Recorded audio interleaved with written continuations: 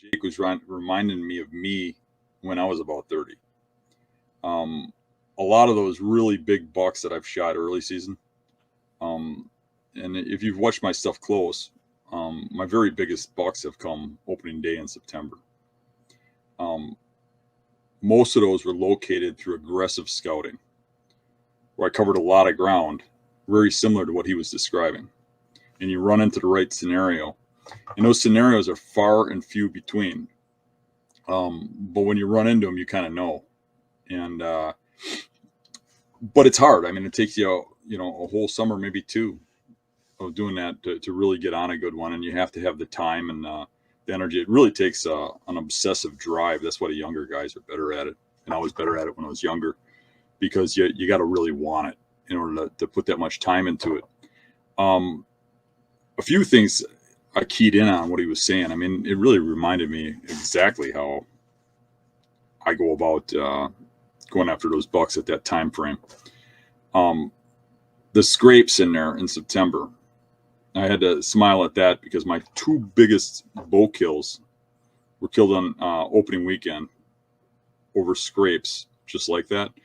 And I've come to believe that those scrapes are because there's multiple bucks bedding in that area at different points of the hub.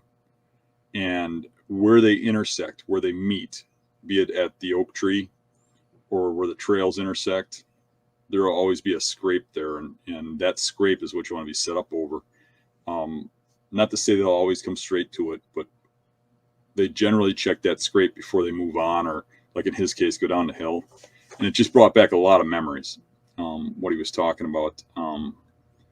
So I kind of answered your question, but in a roundabout way. I just wanted to relate it to what Jake was saying.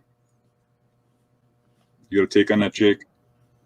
Yes, sir. So it's funny you say that because, I'm sure that you get this a lot, but, as younger guys and hunters, we idolize, the guys that are really getting it done and become students of them. You know what I mean? Like I study everything I can, and a lot of these guys are doing the same thing. I see a lot of guys that are having a lot of success doing that, where they're studying these guys that have really put the work in almost for us. And, now we have a lot more upfront knowledge maybe, and it's just a matter of how much you want it, I guess, like how much work that you want to put in. But yeah, so I would say that, the majority of the deer that I kill early season, which is what I really like doing, I really like focusing my whole year on being the first person to take a shot at that deer. I have the most success doing that. But yeah, the aggressive scouting throughout the summertime, and then the spring scouting does the same thing for me. One thing that I really key in on spring scouting here, especially in like hill country, is, there's beds all over the place, but I really try to like get down in the beds and like pick through the leaves, the different layers of leaves throughout the years or throughout the seasons to see, this deer's here all the time. It's not necessarily a winter bed or a bed that he's been in for a couple months. Like he's here a lot, and I'll take that intel and do the same thing. But yeah, really it's a matter of getting intimate with your hunting areas during the summertime and in the spring, and being confident enough to say, okay, even if you're wrong, but which for me, 95% of the time I'm wrong, but every time I go out, I tell myself he's right where he should be. I did the scouting that's going to pay off, and I'm going to go in there. And, normally it's a swing and a miss, but when it works out, it's a pretty sweet feeling.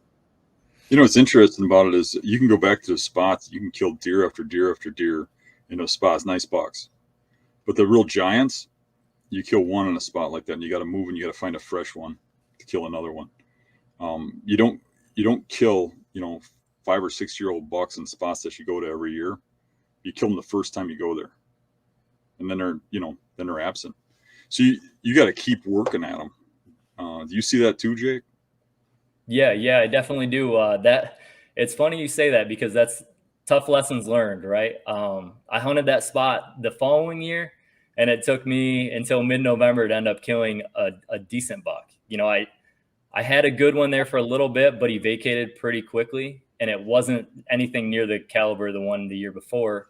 So yeah, I've definitely found that, and I'm trying to get to the point where I have enough of these absolute of the spots that you said. You look at it and just like knocks you backwards almost. You're like, that is a spot where there's a good buck. I feel like, you know, I've heard you talk about it. I've heard a couple guys talk about it, but if you stack up enough of those spots, eventually you're going to have probably a pretty good buck to go after every year if you can cycle through those locations. Correct. Mm-hmm.